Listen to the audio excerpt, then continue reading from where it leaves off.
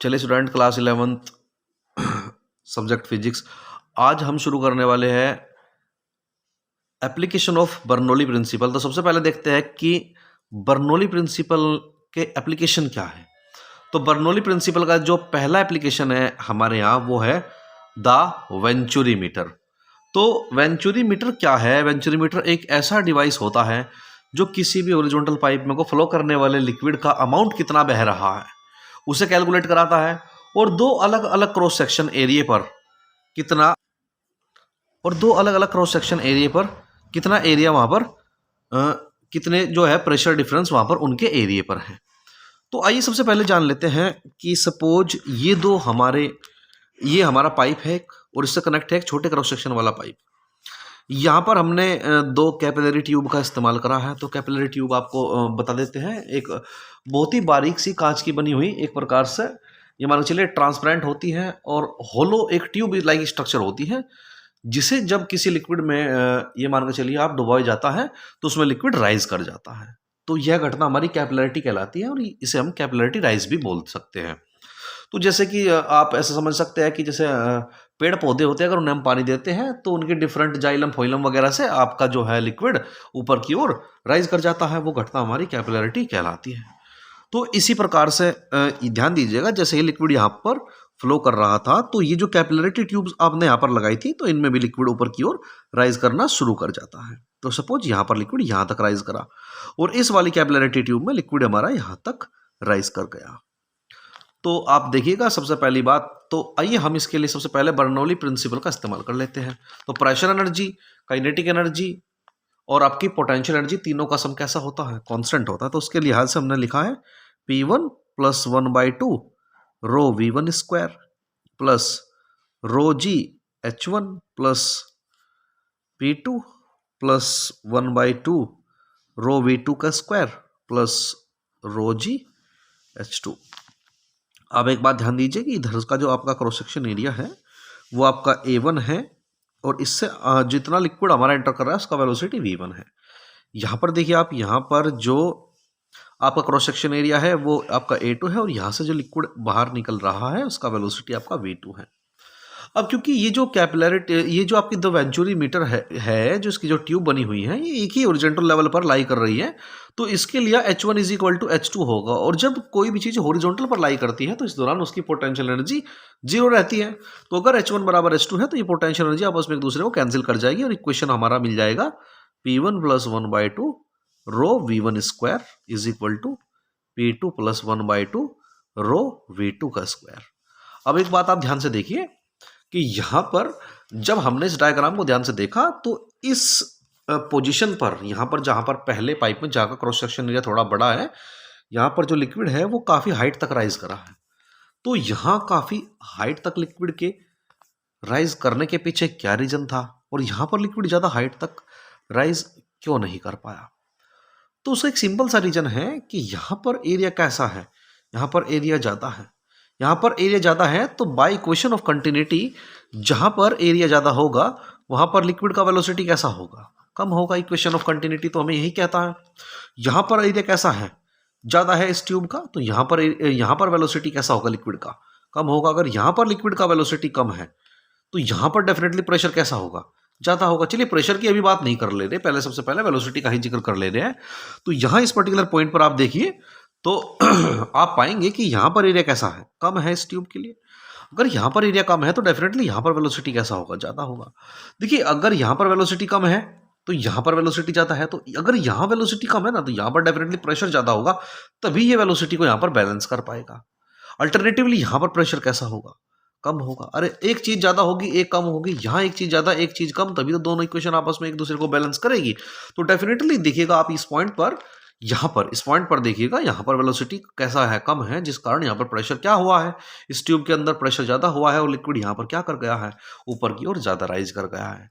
ठीक है, ये बात आपको समझ में आ गया होगा कि कैपिलरिटी के द्वारा लिक्विड किस ट्यूब में ज़्यादा राइज करा है। चलिए अब आगे की ओर चलते हैं, इन दोनों क्वेश्चन को ध्यान से देख लेते हैं। तो P1 से P2 आपने सब्ट्रैक्ट कर लिया, तो P1 माइनस P2 आपके पास में बचा है 1/2 रो V2 का स्क्वायर माइनस 1/2 रो V1 का स्क्वायर। अब आपको पता होगा कहीं पर भी कोई भी ट्यूब हो उसमें जो प्रेशर डिफरेंस होता है वो आपका एच रो जी के इक्वल होता है। ये आपको फ्लूइड स्टैटिक्स में प्रूव कराया गया है। इज इक्वल टू आपको बचा है 1/2 rho V2 square minus 1/2 rho V1 का स्क्वायर।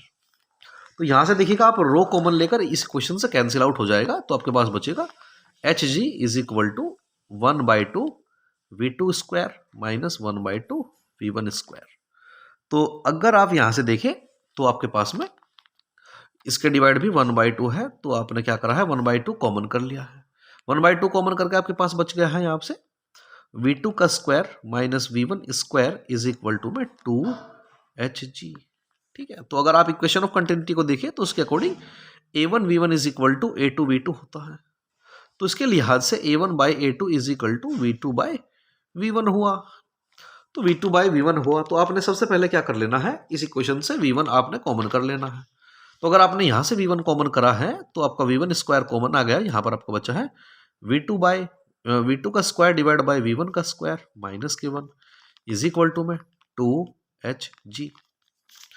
तो आप देखिए ध्यान से, आपको वेलोसिटी ही तो निकालना था, तो आपने क्या करा है इक्वेशन से एलसीएम लिया है, तो V1 स्क्वायर इनटू में आपके पास में V2 बाई V1 की जगह आपने रिप्लेस कर लिया है A1 square minus upon A2 square minus 1 is equal to आपके पास बचा है 2HG। तो यहां से आपने क्या कर लिया है V1 स्क्वायर इनटू में A2 स्क्वायर आपने एलसीएम लिया, यहां बचा आपके पास में A1 स्क्वायर माइनस A2 का स्क्वायर और इज इक्वल टू बचा आपके पास में 2HG।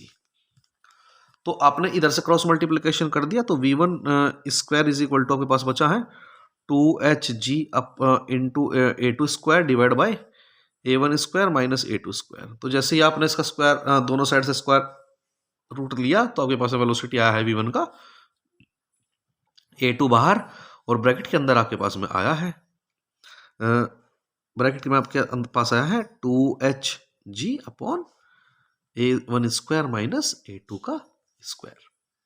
ठीक है, आइए आपको सब ये बातें समझ में आ गई होगी। तो अब आप ध्यान से देखिए, ये आपके पास में वेलोसिटी आ गया है फ्लूइड का, तो यहां से आप amount of flow of liquid निकाल सकते हैं, that is Q is equal to A1 V1। तो amount of flow of liquid आपके पास आया है Q is equal to A1 A2 square root 2HG divide by A1 square minus A2 square. ये amount of flow of liquid आया है with the help of venturimeter. चलिए एक device और देख लेते हैं जो एप्लीकेशन है बर्नौली प्रिंसिपल का ही, और सेकंड वो है हमारा टोरिसेलीज लॉ ऑफ इफ्लक्स। ये साइंटिस्ट थे टोरिसेली जिन्होंने ये ला दिया था, बट एप्लीकेशन किसका इस्तेमाल करा था, एप्लीकेशन इस्तेमाल करा था बर्नौली साहब का। तो टोरिसेलीज लॉ ऑफ इफ्लक्स क्या कहता है, तो सबसे पहले उन्होंने क्या करा, सबसे पहले उन्होंने कंटेनर ले लिया और इस कंटेनर में एक साइड से क्या कर लिया, एक होल कर लिया छोटा सा, ये छोटा सा होल यहां से कर लिया, कंटेनर लिया और कंटेनर में छोटा सा होल कर लिया। अब इस पूरे कंटेनर में ऊपर तक का सपोज लिक्विड भरा हुआ था, यहां तक लिक्विड भरा हुआ था, चलिए पूरे कंटेनर में लिक्विड भरा हुआ था। अब लिक्विड का जो ये वाला हिस्सा था ऊपर का, कंटेनर का जो ऊपर वाला हिस्सा था, ये एटमॉस्फेयर में ओपन था यहां से, और इसका क्रॉस सेक्शन एरिया हमने मान लिया है कि इसका क्रॉस सेक्शन एरिया आपका A1 है, और यहां से जो लिक्विड फॉल कर रहा है नीचे की ओर उसका वेलोसिटी आपका V1 है। अब देखिए अगर कंटेनर के अंदर आपने क्या करा है, लिक्विड भरा हुआ है, तो यहां से एक छोटा सा होल कर दिया आपने, इस होल को आपने होल कह सकते हैं, आप इसे ओरिफिस कह सकते हैं। ओरिफिस यानी एक छेद होता है यहाँ पर जहां से लिक्विड आपका बाहर की ओर निकलेगा। तो इस होल से आपका लिक्विड बाहर की ओर निकला, लिक्विड आपका यहां से बाहर की ओर निकला। तो सबसे पहली बात आपका देखिए, दोनों साइड से कंटेनर का ये वाला हिस्सा भी एटमॉस्फेयर में खुला हुआ है, ये वाला हिस्सा भी एटमॉस्फेयर में खुला है, तो दोनों साइड से एटमॉस्फेरिक प्रेशर कैसा होगा, आपस में इक्वल होगा। तो यहाँ पर भी हम लगा देते हैं बर्नौली इक्वेशन। तो बर्नौली इक्वेशन कहती थी कि pressure energy P1, kinetic energy 1/2 rho V1 square plus potential energy rho G H1 equal to pressure energy P2 plus 1/2 rho V2 square plus rho G H2। तो ध्यान दीजिएगा एक बात आप सबसे पहले बच्चों, कि दोनों साइड ही एटमॉस्फेरिक प्रेशर है, इधर से भी ये एयर में खुला हुआ है, इधर से भी ये एयर में खुला हुआ है, तो दोनों साइड ही आपका एटमॉस्फेरिक प्रेशर है। तो P1 इज इक्वल टू क्या हो जाएगा आपके पास में P2, और वो आपका कितना है PA एटमॉस्फेरिक प्रेशर। जब आप उसे यहां से रिप्लेस करोगे तो ये P2 से ये P2 कैंसिल आउट हो जाएगा, तो जब P2 से P2 कैंसिल आउट हो जाएगा। और एक और बात, चलिए P1 से P2 तो कैंसिल आउट हो गया, और जो आपका वेलोसिटी है V1, ये वाला वेलोसिटी, ये कैसा हो जाएगा V1 आपका 0 हो जाएगा। कैसा हो जाएगा? 0 हो जाएगा। अब देखिए कैसे, तो P1 को तो आप 0 कह ही चुके हो क्योंकि P2 से P1 से P2 कैंसिल आउट हुआ है। आपका ये वेलोसिटी भी 0 ही है, तो 1/2 रो, ये 0 का स्क्वायर आपने डाल दिया, plus rho G H1 is equal to में, ये प्रेशर तो आपका 0 है, प्लस ये आपका कैसा है, ये आपका कैसा है, ये जो वेलोसिटी है यही तो आपको फाइंड आउट करना है। और जो देखिए ये H1 है, यहाँ से यहाँ तक का हाइट आपका, हाइट ये H1 है, ये यहाँ से यहाँ तक का हाइट जो है आपका H2 है। और मान लीजिए H2 जो लगा है नियर अबाउट इसके बेस ही है, और नियर अबाउट अगर इसके बेस ही है ना इसका हाइट, तो डेफिनेटली ये वैल्यू भी किस में चला जाएगा आपका 0 में चला जाएगा। चलिए ये तो हाइट बेस के पास है, ये हाइट तो लगभग बेस के पास है, तो ये वैल्यू 0 होता है, समझ आता है। एटमॉस्फेरिक प्रेशर आपस में कैंसिल आउट हुए, समझ आता है। बट ये वेलोसिटी V1 0 कैसे हुआ ये समझा दीजिए थोड़ा सा। तो ये कैसे होगा, इसके लिए हम इस्तेमाल करें इक्वेशन ऑफ कंटिन्यूटी। वो क्या है हमारा A1 V1 is equal to A2 V2। तो अगर यहाँ से हम V1 का वैल्यू निकालना चाहें, वो हमारा आता है A2 बाय A1 इंटू में V2। तो ध्यान दीजिएगा आप, अगर ये जो होल है ना आपका, ये जिसका एरिया आपने A2 लिया है, जिसका एरिया आपने A2 लिया है, अगर ये बहुत ही ज़्यादा छोटा है, अगर A2 बहुत ही ज़्यादा छोटा है A1 से, तो ये वैल्यू नियर अबाउट 0 ही रहेगी।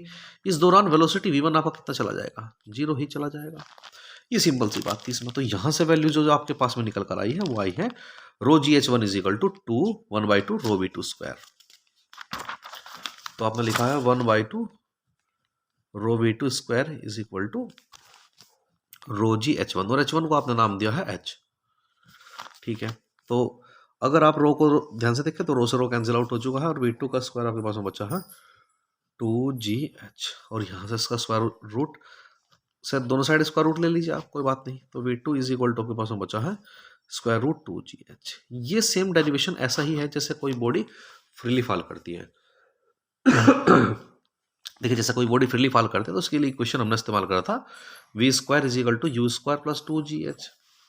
तो इस कंडीशन में अगर कोई बॉडी फ्रीली फॉल कर रही है, इनिशियली उसका वेलोसिटी 0 है, तो U इज इक्वल टू 0 यानी V² is equal to 2GH। Means that अगर इस कंटेनर के अंदर लिक्विड नहीं है, इस कंटेनर के अंदर गैस ही भरी हुई है, तो गैस फ्रीली फॉल के लिए इनिशियल वेलोसिटी कैसे लेंगे, उसका हम 0 लेंगे, यही हमारा सेम आंसर आएगा।